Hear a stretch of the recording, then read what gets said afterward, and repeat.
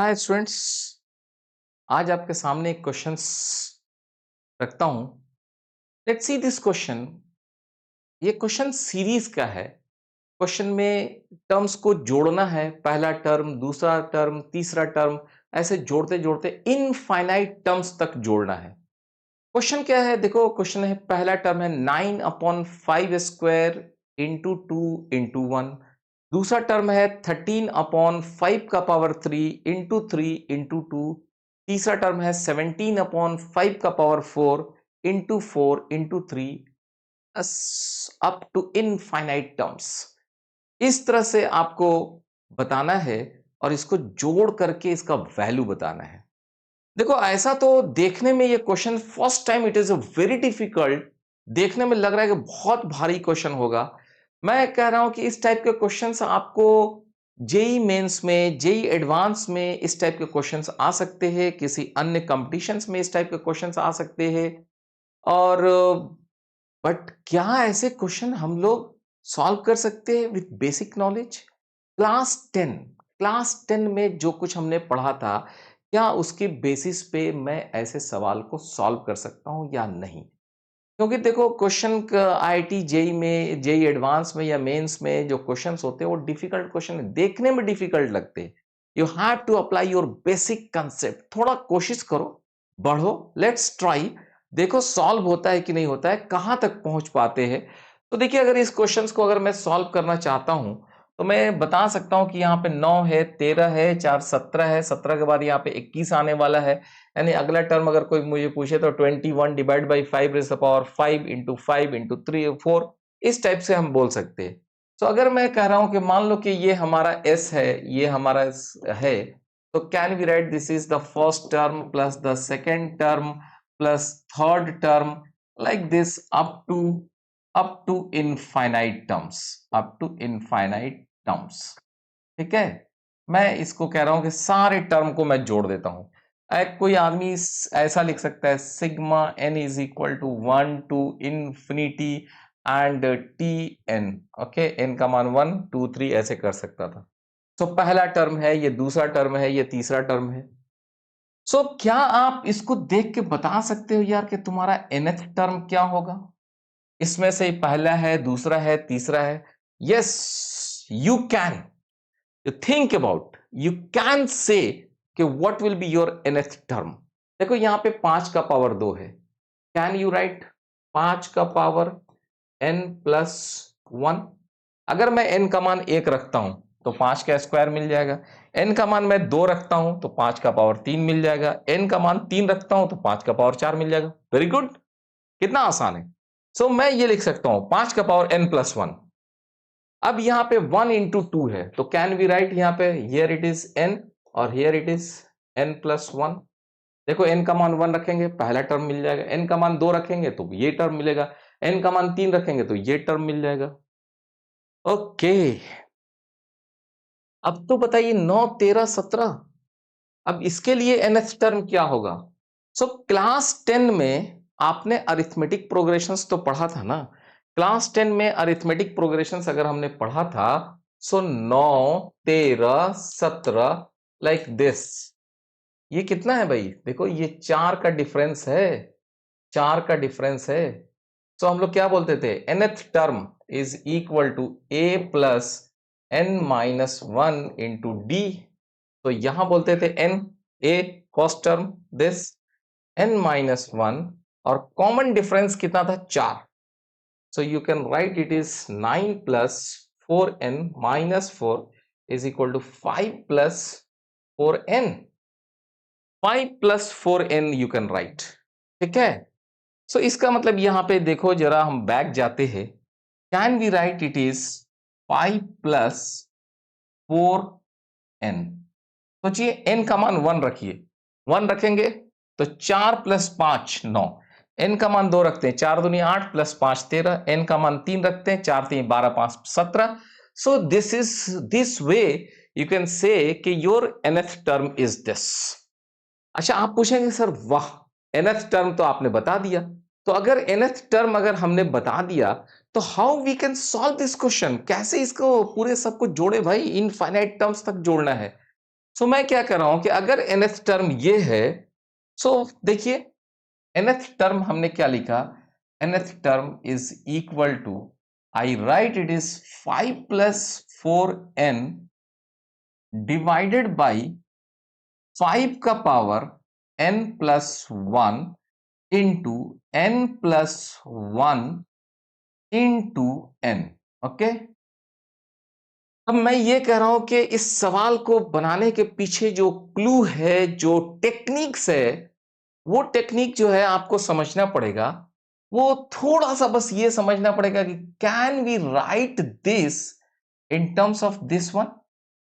क्या मैं इस चीज को 5 प्लस 4n को can I write something like a into n plus 1 plus b into n। क्या मैं इस टर्म में लिख सकता हूं जहां पे a और b के कुछ वैल्यूज होंगे? अच्छा, वो क्या वैल्यू होगा भाई? a n plus a plus b n. और कोई भी बच्चा देख के बोल सकता है कि सर a का वैल्यू जो है ना ये है, देखो ये तो n वाला है, a का वैल्यू 5 हो जाएगा। अच्छा, a का वैल्यू 5 हो गया, ठीक है, a का वैल्यू 5 हो गया तो यहां पे 5 रख देता हूं, 5n, यहां पे तो 4n है, इसका मतलब कि b की वैल्यू जो है -1। So yes, you can write you can write this is 5 plus 4n can be written as 5 into n plus 1 minus 1 into n divided by 5 का power n plus 1 n plus 1 into n। ठीक है, देखो ये हो गया 5n plus 5, n घट गया तो ये हो गया 4n plus 5, something like this. 4n plus 5, ये 5 यहाँ पे 5n और एक n घट गया तो 4n। सो इसमें तो कोई दिक्कत नहीं था। बस अगर ये कर दिया ना, अगर आपको ये चीज समझ में आ गया कि you can write this tn something like this, then अब इस क्वेश्चन को सॉल्व करने में आपको बस चुटकी से फटाफट क्वेश्चन सॉल्व होगा। वो कैसे सॉल्व होगा ये देखो। अब the time you written tn is equal to 5 into n plus 1 minus 1 into n divided by 5 raised the power n plus 1 n plus 1 into n। अब इसको हम लोग क्या कर सकते हैं? This I can write something like this. Yes, this can be written as, अब देखो मैं क्या कह रहा हूं, इसको थोड़ा सा अलग रखता हूं। 1/5 n प्लस 1, इसको मैं यहां रखता हूं। Then it is written as 5 n plus 1 minus n divided by n plus 1 into n, and this can be written as 1/5 का power n plus 1। You see here, ये टर्म को इसमें भाग देते हैं तो this becomes 5 by n, minus इस term को यहां भाग देते हैं तो this becomes 1/n plus 1। Okay, this one क्या किया मैंने सिंपली ये किया कि ये जो टर्म है ना मेरा, ये वाला, सो इन दोनों को एक बार इसमें भाग दिए, एक बार इसमें भाग दिए, सो ये चीज निकल गया। सो अब मैं इसको ये कह सकता हूं, लेट्स सी दिस, इसको मैं दो पार्ट में लिख सकता हूं। What I can write, this is equal to 1/5 का पावर n प्लस 1, देखो अब मैं इसको इन करता हूं, इंटू 5 बाई n माइनस, इसको इधर लाया मैं, 1/5 का power n plus 1 into n plus 1। अच्छा, ये देखो 5 है, यहाँ पे 5 का पावर n प्लस 1 है, तो आई कैन राइट इट इज 1/5 का power n into n minus 1/5 का power n plus 1 into n plus 1। ठीक है, ये मैंने tn को सिंप्लीफाई कर दिया। ठीक है, सिंप्लीफाई करके मैंने tn का वैल्यू ये लाया। ठीक है, सो अगर ये सिंप्लीफिकेशंस अगर बहुत आसानी तरीके से आप समझ गए हैं, तो लेट्स सी यहां पर जो है, ये देखो, ये चीज को मैं लिखा 1 अपॉन इस टी एन को 5 का power n into N minus 1 upon 5 का power n plus 1 into N plus 1। ठीक है, सो आप चेक कर सकते हो, there is no problem at all कि अगर उसमें n का मान अगर हम 1 रखते हैं तो 2 रखते हैं, 3 रखते हैं, ये चीजें n का मान अगर 1 रखेंगे तो पहला टर्म आ जाना चाहिए।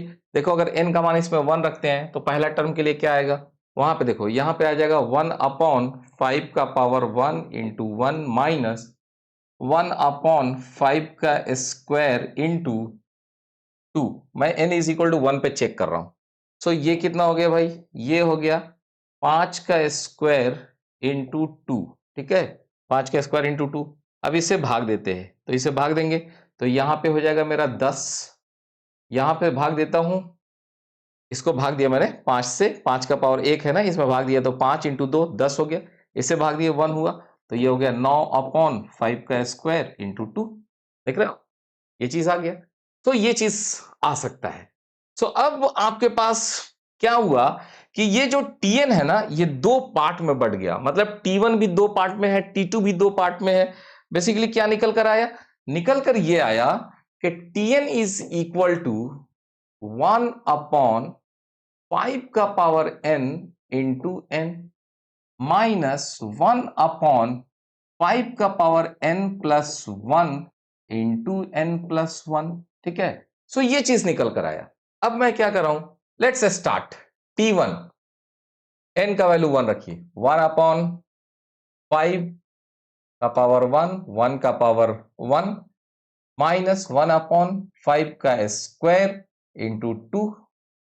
T2 बराबर n की जगह पे 2 रखिए, so it will be 1 upon 2 रखते हैं 5 का स्क्वायर इंटू 2 माइनस 1 अपॉन 5 का 3 इंटू 3। चलो t इज इक्वल टू 3 रखते हैं, तो 1 अपॉन n की जगह पे 3 रखिएगा तो 5 का पावर 3 इंटू 3 माइनस 1 अपॉन 5 का पावर 4 इंटू 4। ऐसे करते चले जाइए। ठीक है, और लीजिए इसको जोड़ देते हैं हम सबको, T1 plus T2 plus T3 plus T infinity तक मैंने जोड़ दिया। ठीक है, पूरे टर्म को जो है जितने टर्म्स थे मैंने जोड़ दिया। तो आपको देखो क्या निकल कर आएगा, ये क्या है, this is nothing but what, this is nothing but this one, T1 plus T2 plus T3 up to T infinity, ये पूरे का जोड़ है, s is equal to this much. So ये चीज कितना निकल कर आया, ये चीज देखिए, जब मैं इसको जोड़ रहा हूं तो देखिए क्या हो रहा है,